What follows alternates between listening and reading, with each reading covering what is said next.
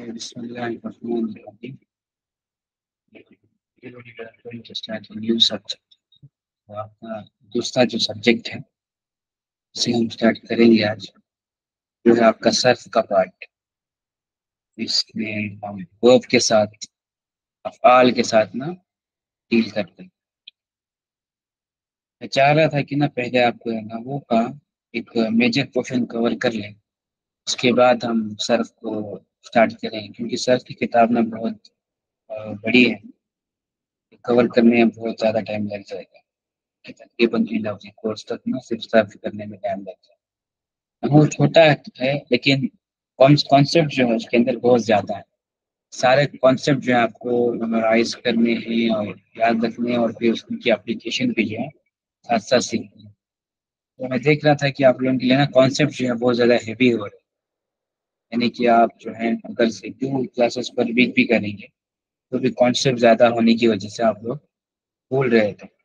इसलिए कॉन्सेप्ट्स को लिमिट किया जाए और आपको ना 1 क्लास में एटलीस्ट 2 to 3 कॉन्सेप्ट आप सीख लें, तो होल वीक आप उसको प्रैक्टिस करें और फिर अपने अप्लाई करें उसे सेशन नबीन पर, तो उतना काफ़ी है। ओके, स्टार्टिंग है तो इसलिए मैं ज़्यादा आप लोगों के ऊपर बर्डन नहीं पुट करना चाह रहा। तो वो जो है 2 to 3 कॉन्सेप्ट भी वो बहुत काफ़ी है आप लोगों की। ठीक? दूसरी तरफ सर्फ जो है वो एक कंप्लीट डिफरेंट सब्जेक्ट है, तो मोस्ट प्रोबेबली जो है आप बोर नहीं होंगे सिर्फ नॉवल के साथ। तो सर्फ जो एक अच्छा कॉम्बिनेशन है आपके लिए। कुछ कॉन्सेप्ट सर्फ के, कुछ कॉन्सेप्ट नॉवल के, एक वीक में एक एक क्लास में काफ़ी है आपके लिए। ओके, बाकी जो लोग एडवांस स्पीकिंग में हैं उनकी क्लास तो मैंने अलग कर दी है, वो तो इवनिंग में है। ओके, एडवांस स्पीकिंग में अबीरा शेख, मुली परवेज, आई थिंक तौसिया को भी इनिशियल स्पीकिंग चाहिए, राइट? अबीरा शेख, तौसिया गुड है स्पीकिंग में, एडवांस में होना चाहिए या फिर उनको बेसिकली?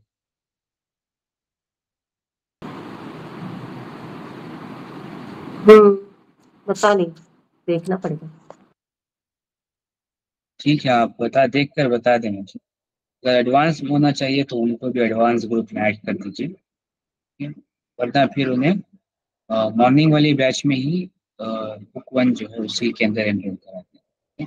शकील भाई, आप भी मॉर्निंग वाली बैच में एनरोल कर लीजिए। ठीक है? फिर दोस्त को मैसेज करें शकील भाई आप, वो आपको ना मॉर्निंग वाली बैन देख में एनरोल करा देंगे। Okay, Wednesday and Thursday 7 AM morning. और भी दूसरा ग्रुप है मॉर्निंग का? मॉर्निंग वाली बैच, हाँ हाँ, बैच वन की ना 7 AM में, 7 AM को है वेंसडे एंड थर्सडे की, उसमें ज्वाइन कर लें आप। हाँ,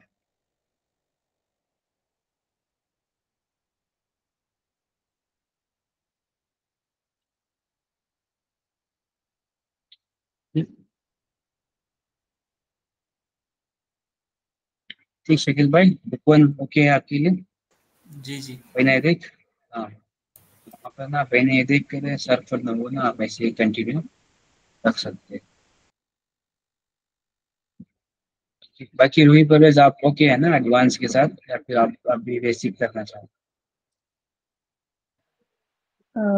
वैसे तो हम लोगों ने करी हुई है बुक, तो उसमें इतना मुश्किल तो नहीं है। एडवांस करके देखते हैं, अगर कोई प्रॉब्लम होगी तो देखेंगे, नेक्स्ट हैं? में चले जाएंगे। सही बात है, मतलब एडवांस मतलब ना बुक 3 है वो।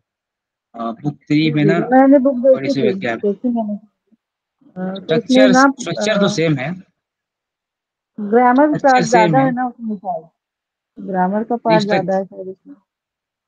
स्ट्रक्चर सेम है उसमें। बस इतना फर्क है ओके। ना कि न्यू वेकेबलरी है। ग्रामर तो नहू और सब सीख रहे हैं ना, आपके लिए तो आसान है, दूसरों के लिए मुश्किल होगा, आपके लिए आसान।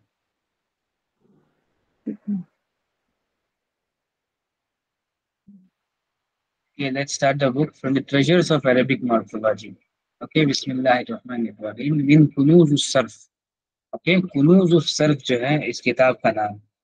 ये बेसिकली एक सर्फ की ना एक ऐसे कहें कि ऐसी किताब है ये सर्फ की, जो बहुत डीप लेवल के ऊपर ना एक स्टूडेंट को प्रिपेयर कर दे। ओके, नहू तो एक किताब है वो आपको बेसिक अंडरस्टैंडिंग दे रही है, उसके बाद भी आपको ना इंग्लिश के हेल्प के साथ ना नहू पढ़ाई जाएगी, लेकिन सर्फ जो है एक ही किताब पढ़ाई जाएगी आपको सर्फ की, जो इंग्लिश की हेल्प के साथ। बाकी ना इसके बाद जितनी भी सर्फ की किताबें आएंगी वो सारी अरबी में होती है। ओके, तो मतन होंगे, कुछ कुछ लिटरेचर होगा, सब कुछ सर्फ का ना, सर्फ छोटा सब्जेक्ट है।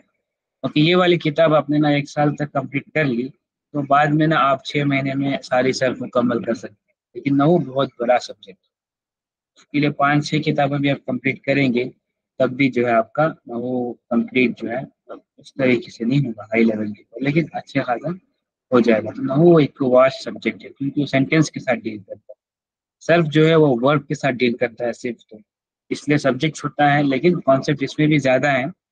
अगर प्रैक्टिस से आ गया ना हमें तो जो है सर्फ हमारे लिए बहुत अच्छा एक बेस जो है क्रिएट करेगा इस किताब के। ओके, इसके बाद जो हम डायरेक्टली अरबिक किताब भी कर सकते हैं।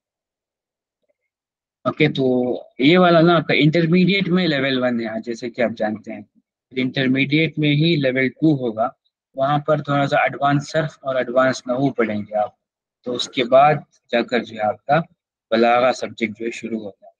इसीलिए मैं आप लोगों को बार बार बता रहा था कि अब जो है आपकी रियल जर्नी जो है वो शुरू हुई, जिसके अंदर जो है आप बहुत डीप लेवल के ऊपर ना साइंसेस पढ़ेंगे, साइंसेस लिटरेरी।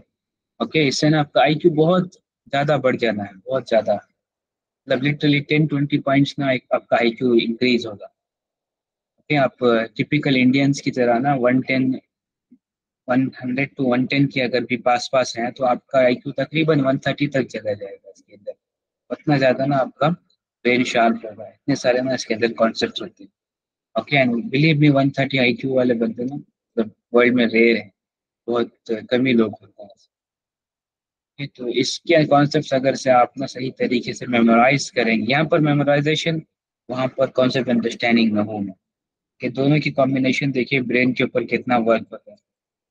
तो तब literally in age really doesn't matter. Okay, अगर 60+ होते तो अलग बात होती। 60 से नीचे जितने भी लोग हैं उनके लिए कोई मसला नहीं, उनका भी अच्छी तरीके से ब्रेन जो है फंक्शन करता है जिस तरीके से दूसरों का फंक्शन करता है। Has nothing to do with anything। तो ये वाली किताब ना हम पूरी करेंगे। Okay, complete, zero to cover. नहू वाली किताब जो हम कर रहे हैं वो तो पूरी नहीं करेंगे, वो तो 2 चैप्टर्स करेंगे। उसके बाद दूसरी किताब ना उसकी तो हेल्पिंग बुक है जो डायरेक्ट अरेबिक के साथ स्टार्ट हो जाता है। ओके, ये हमारा कंप्लीट सिलेबस है नहू का, सॉरी सर्फ का, पूरे कोर्स का ना सिलेबस है, ऐसे समझिए। ओके, इसको हम अप्लाई करेंगे। Let's start with the introduction, Arabic morphology. बिना शक जी। रीड करें first paragraphs.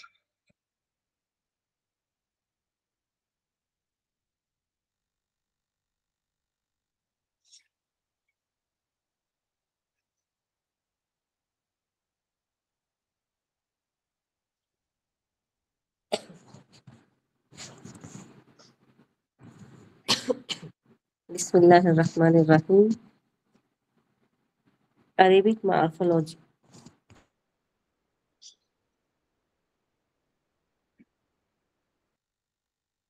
Sorry, Arabic morphology, ilm sarf, is a branch of Arabic grammar dealing with word forms and patterns.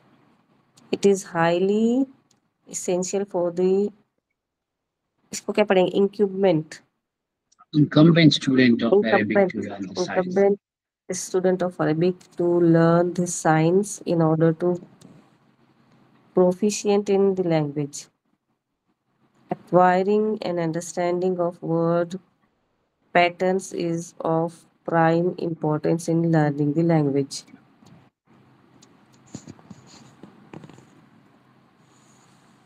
Second भी पढ़ना है।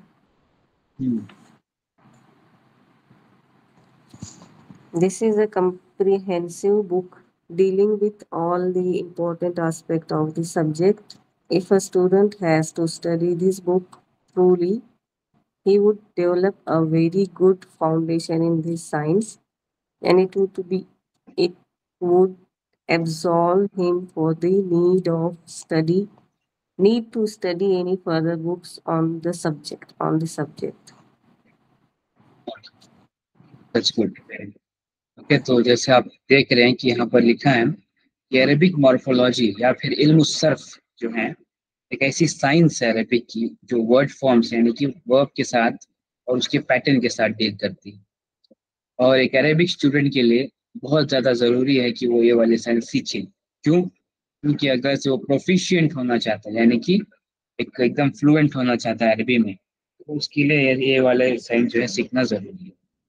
और किताब के बारे में बताया गया कि ये बहुत कॉम्प्रहेंसिव किताब है, मतलब यानी कि सिंपल है और फिर बहुत डेप्थ में जो है इसने कवर किया है साइंस को, और साथ साथ जो है एक अच्छा फाउंडेशन बिल्ड करता है। दूसरा, ये किताब जो है इट वुड अब्सॉल्व हिम, यानी कि ये किताब जो है काफ़ी है एक बंदे के, ओके, मतलब ये कम्प्लीटली आपको ना सेटिस्फाई कर देती है सब्जेक्ट वाइज। इसके बाद आप डायरेक्टली यानी कि खुद से भी जो है किताब पढ़ सकते हैं विदाउट दी इंस्ट्रक्टर, इतना ज़्यादा ना आपको ये प्रिपेयर कर देती है किताब। नेक्स्ट पैराग्राफ वही परवेश।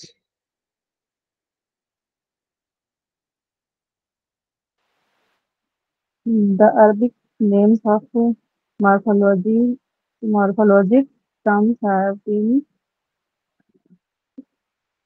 adopted instead of the Urdu forms commonly found in the textbooks of Islamic seminars. क्या लिखा? Seminaries. Seminaries. Thus, I have used the term Ainul Kalimatu instead of Ainul Kalima. Similarly, instead of writing Harkat, the correct Arabic form of Haraka has been used, while the term Al-Madi is used instead of Madi, which is incorrect. This will enable the student to learn the correct Arabic term from the initial stage of his learning. Included also is the collection of rules of word changes which affect many Arabic verbs and nouns. The rules have been earlier clearly explained with example and at step by step. Okay, that's good. तो basically यहाँ पर यही बताया गया कि इसके अंदर ना जो टर्म्स यूज किए गए हैं वो डायरेक्टली अरेबिक के टर्म्स हैं। ओके, उर्दू के टर्म्स को इन्होंने साइड पे किया है और फिर अरेबिक के टर्म्स को इस्तेमाल किया। एग्जाम्पल, आइनुल कलीमा इस्तेमाल किया है आइन कलीमा की जगह, हरकत की जगह हरका, अलमाजी जो है माजी की जगह जो है इस्तेमाल किया गया है। ओके, रूही परवेज ये वाली किताब भी ना उर्दू में अवेलेबल है आपके लिए, लेकिन मैं रेकमेंड नहीं करूंगा आपके लिए। इसी के साथ अगर से ना आप स्टिक रहें तो बेहतर है आपके लिए, क्योंकि वो उर्दू वाली की किताब किताब भी भाई मैंने उसमें भी थोड़ा मुश्किल है, वो भी नहीं समझ आ रही, तो इंग्लिश से ज्यादा समझ आ रहा है, ये भी ठीक रहेगा मेरे लिए, बिल्कुल सही है। क्योंकि ना उर्दू की जो किताबें हैं ना वो इंडिया पाकिस्तान के ना स्कॉलर्स ने क्या कहते हैं ट्रांसलेट की है ना, तो यहाँ के हिसाब से है वो। ये वाली दोनों किताबें ना मतलब साउथ अफ्रीकन स्कॉलर्स ने की है, तो इस वजह से ना इंग्लिश के तुलना चीज़ों को सिंपल रखा है उन्होंने।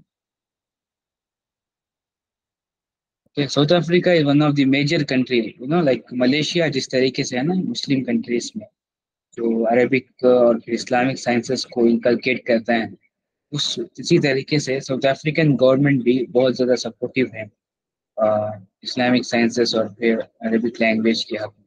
तो बच्चे ना वहाँ पर प्राइमरी स्कूल से ही अरेबिक पढ़ना स्टार्ट कर देते हैं। उनके पास ऑप्शन होता है, जैसे ना फॉरेन सब्जेक्ट पढ़ने का ऑप्शन होता है सीबीएसई में या फिर आपके आईसीएसई में, उसी तरीके से यहाँ पर जो है अरेबिक पढ़ने का ऑप्शन है। ओके, फॉरेन सब्जेक्ट में अरेबिक की प्रायोरिटी ज़्यादा है और स्कूल्स जो है स्पेशली हायर करते हैं, इवन नॉन मुस्लिम स्कूल्स जो है अरेबिक पढ़ाते हैं वहाँ। इट्स रियली अमेजिंग कि वहाँ की ना रिसोर्सेज बहुत ज़्यादा यूजफुल होती है। तो आई बिलीव कि ना आप इंग्लिश टेक्स्ट जो है उसी के साथ स्टिक रहें, ज़्यादा सिंपल होगा आपके लिए। ओके, मोस्ट एंड इम्पोर्टेंटली ये अरेबिक के टर्म्स को यूज करता है, वो इम्पोर्टेंट है, आपको ना पिक करने में आसानी होगी जैसे आप अरेबिक लिटरेचर में करते। Okay, step by step. Okay Shakeel भाई, लास्ट 2 पैराग्राफ्स। जी, it is hoped that this book will be beneficial for the students of Arabic grammar and morphology and simplify the path to understanding the intricacies of the language. Intricacies of the language. Amin.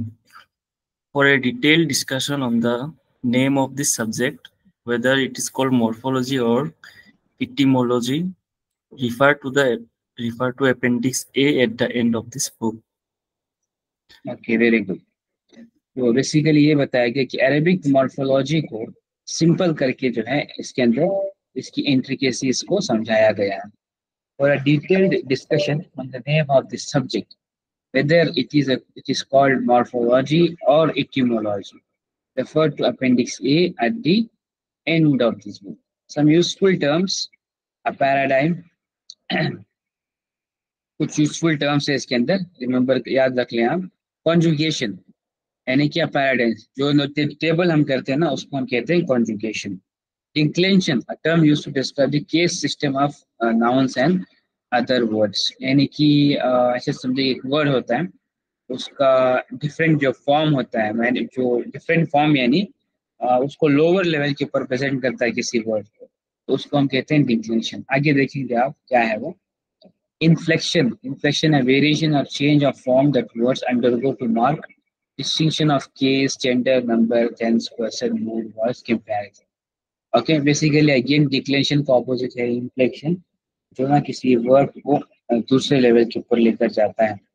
Okay, और mark करता है कि ये case है, gender है, number है।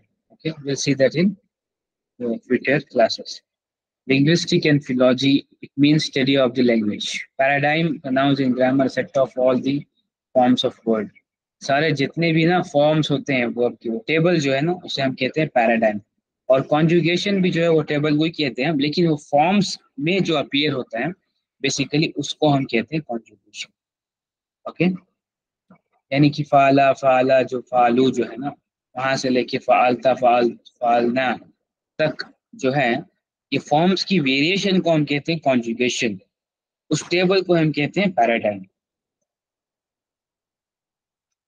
Arabic terms हैं, ये वही टर्म्स हैं जो आपने नहू में सीखे थे, फतहा, दम्मा, कसरा, सुकून, मफ्तू, मदमून, मकसूर, साकिन, मजूम, हरका, मुतहर्रिक, फाल, कलिमा, इनल कलिमा। ओके, तो ये सारे वही टर्म्स हैं जो ऑलरेडी आपने सीखे हुए। ओके, और कुछ ऐसे टर्म्स हैं जो आपने मास्टरिंग अरेबिक ग्रामर में सीखे। एग्जाम्पल, कलिमा is a word, ism is a noun, fail is a verb, harf is a particle. Okay, al-madi past tense या फिर perfect tense जो है इसका सही ट्रांसलेशन है, और al-mudari imperfect tense. Okay, al-amr is a command, ये भी जो है आपको अच्छे से पता है। लाजिम, al-mutaaddi, इस बात और नफी, ये कुछ नए वर्ड्स हैं आपके लिए। इस बात यानी पॉजिटिव कमांड या फिर पॉजिटिव कहें आप इसे। नफी यानी नेगेटिव, ये दो न्यू टर्म्स हैं आपके लिए। इस बात पॉजिटिव, नफी नेगेटिव।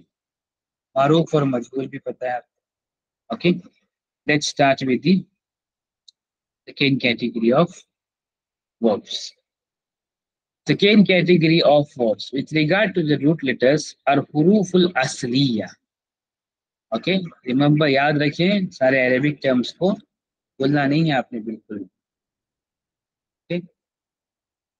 सारे अरेबिक रूट लेटर्स को हम कहते हैं हुरूफुल असलिया, हुरूफुल असलिया। Of a verb, they are of two types, Salasi, रुबाई। Salasi यानी 3 रूट लेटर्स, और फिर ट्राइलिटरल वर्ब्स। सलासी, ट्राइलिटरल वर्ब्स। एग्जाम्पल, नसरा।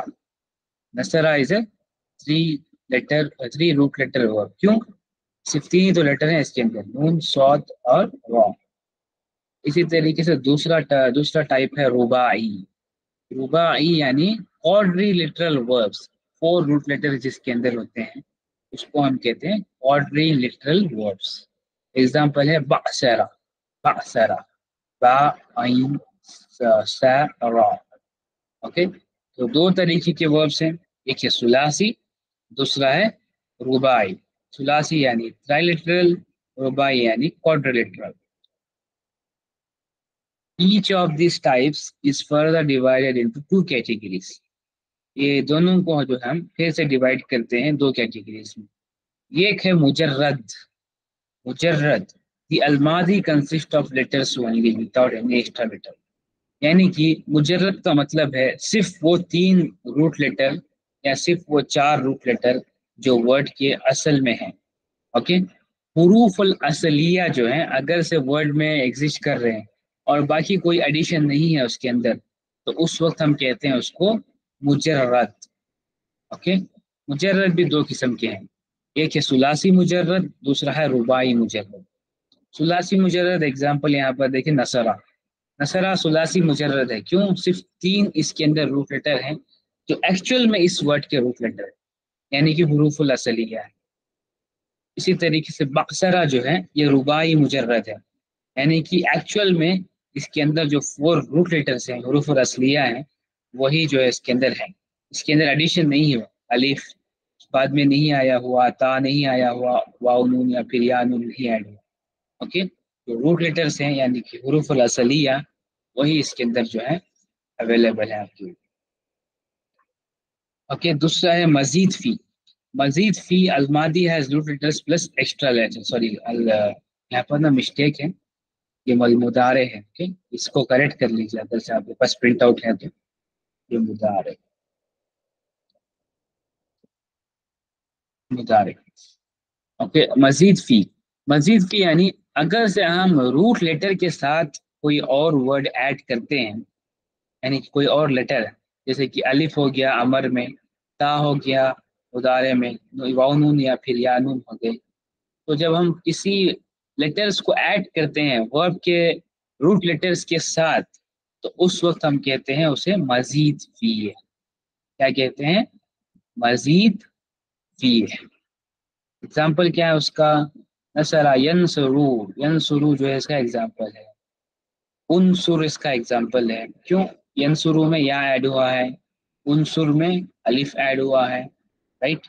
तो जब हम ऐड का एडिशन करते हैं ना, तो उस वक्त हम कहते हैं उस वर्ब को मजीद फी।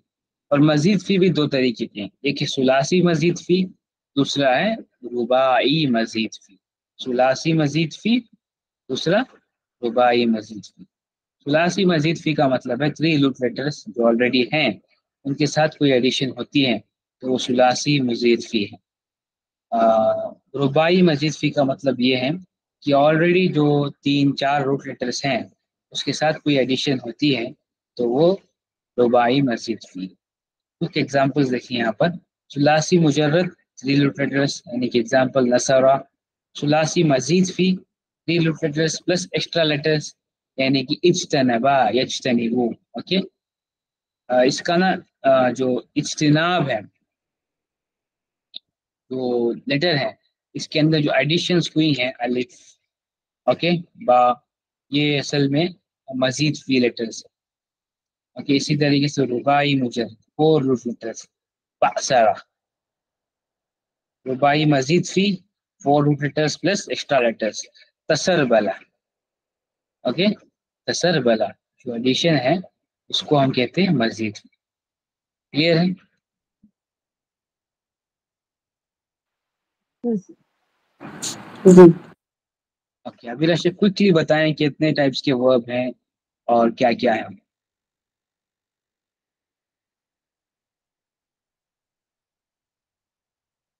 वर्ब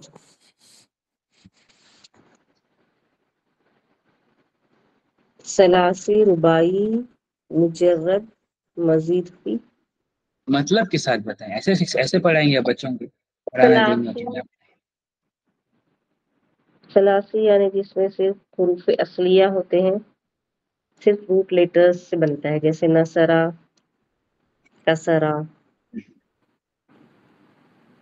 और बाई यानी जिसमें 4 रूट लेटर्स होते हैं, जैसे बासरा।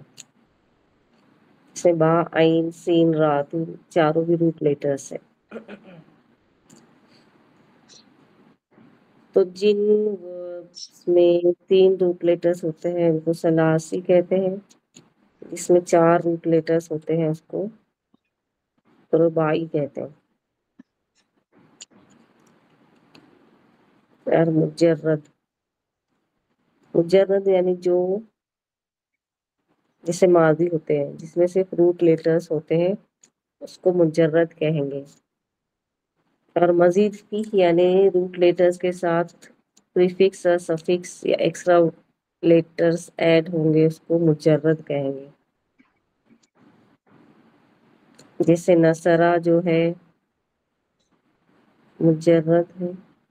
और मजीद फी, सॉरी, मजीद मजीद फी यनसुरु, तनसुरु, ये मजीद फी हो जाएगा क्योंकि नून सारा के पहले नून ता ऐसे वर्ड ऐड हुए हैं, इसको मजीद फी कहते हैं। और मुजर्रद माजी होता है ना नॉर्मली, जनरली। और मजीद फी मुजारे, अल मुजारे होता है।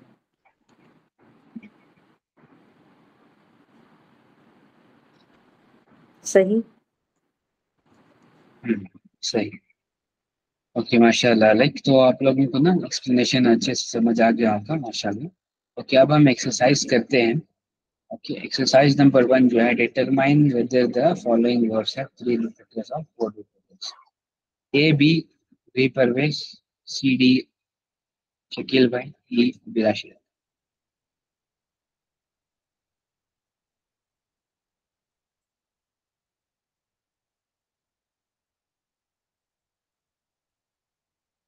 अच्छा, मुझे ए भी करना है। B Parvesh A B. अच्छा,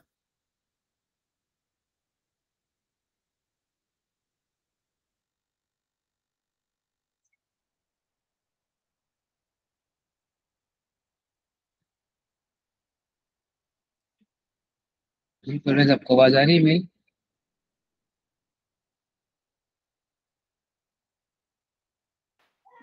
अभी आवाज आ रही लेकिन मुझे भी रोज अभी कर नहीं पाएंगे, अभी थोड़ा सा रुक के करते हैं और किसी को ठीक है ठीक कराइए। है, शकील भाई आप कंटिन्यू, नो प्रॉब्लम। जी। A 3 root letters, D B 3 letters बताएं, ऐसे कौन से हैं? अलिफ, लाम और काफ। ओके अलिफ का लाम, okay that's good. B B 3 3 है 4। इस हा को भी पकड़ेंगे रूट में। पता नहीं मुझे, ये B3 लग रहा है मुझे तो। 3 लग रहा है। जी। लेकिन मुदारे का रूल ये है कि आप ना शुरू में ता ऐड करते हैं या फिर या ऐड करते हैं या फिर अलिफ ऐड होता है, राइट? इसके अलावा कोई एडिशन होती है? हम्म, याद नहीं आ रहा है। दाल तो मजीद फी के लेटर्स में नहीं है। जी, दाल तो है।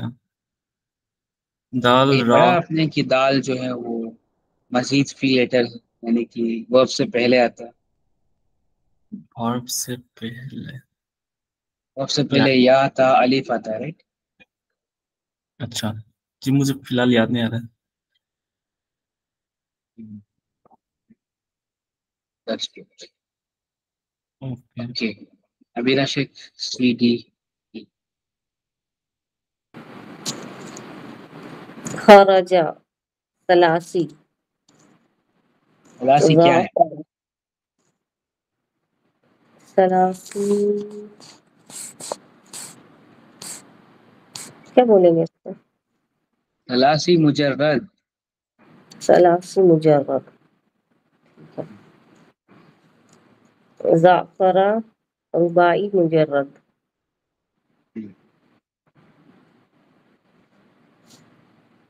अंतरा। रुबाई मुजर्रद। कंतरा का मतलब क्या है? नहीं पता। कंतरा नहीं पता आपको? कंदरा का स्टेशन। नहीं। लास्ट वीक क्या सीखा था आपने यामा की क्लास में, एलिवेशन में?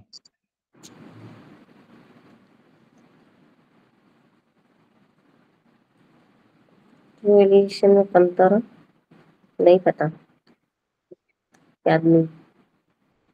क़यामत के बाद जब आप पुलसिरात से गुजर जाते हैं तो उसके बाद नेक्स्ट स्टेशन कांतारा होता है, जन्नत से पहले, जहाँ पर ना आपके जो डिस्प्यूट्स होते हैं वो सेटल किए जाते हैं।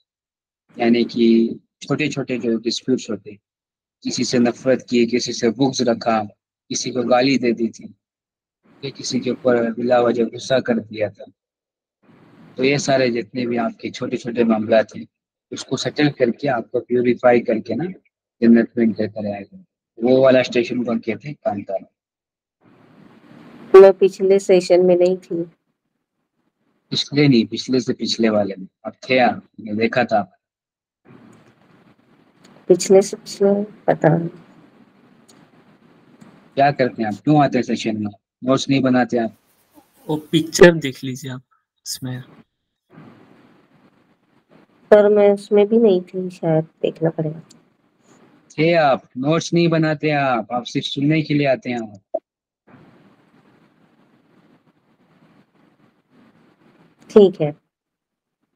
आप नोट्स नहीं बनाते, आप रिकॉर्डिंग नहीं चेक करते, आप फॉलो अप रीडिंग नहीं करते, आप बहुत गलत काम कर रहे हैं आप।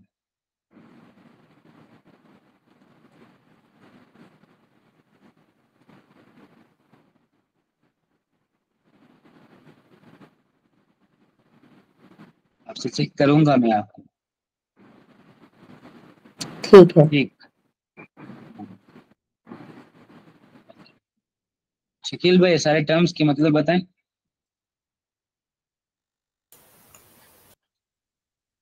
अलमादी प्रेजेंट टेंस, अलमादी प्रेजेंट टेंस है।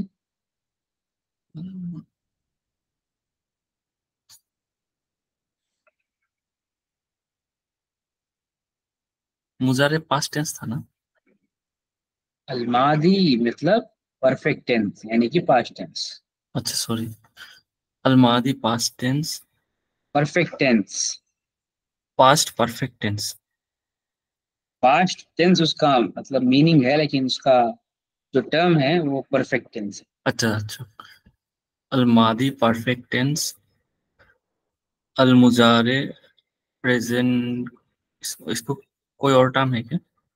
प्रेजेंट और फ्यूचर टेंस मीनिंग है इसका, लेकिन टर्म है imperfect tense. Imperfect tense,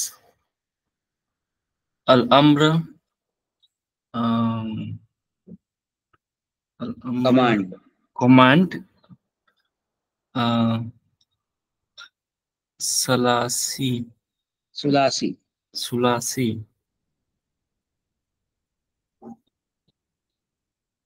3 root letter 3 root letters, word, 3 root letter word, रुबाई 4 root letter word, और मुजर्रद। मुजर्रद, भाई इन दोनों का मीनिंग नहीं पता। मुजर्रद का मतलब क्या है, सिंगुलर, ओके, जिसके अंदर कोई एडिशन नहीं होती लेटर्स की। okay. मुजर्रद और मजीद मुज भी मजीद एडिशनल भी, लेटर्स। ओके, एक से ज्यादा वर्ड। एग्जाम्पल है मुजर्रद का नसरा, यानी कि नून स्वाद रा, बस 3 रूट लेटर हैं इसके अंदर। अब मजीद फी का एग्जाम्पल है यंसु, क्यों, जिसके अंदर या ऐड हो गया ना, तो उस वजह से वो मजीद फी होगी। ठीक, ओके, तो यहाँ तक काफी है। अगली क्लास में हम स्टार्ट करेंगे टाइप्स ऑफ नाउन्स के साथ।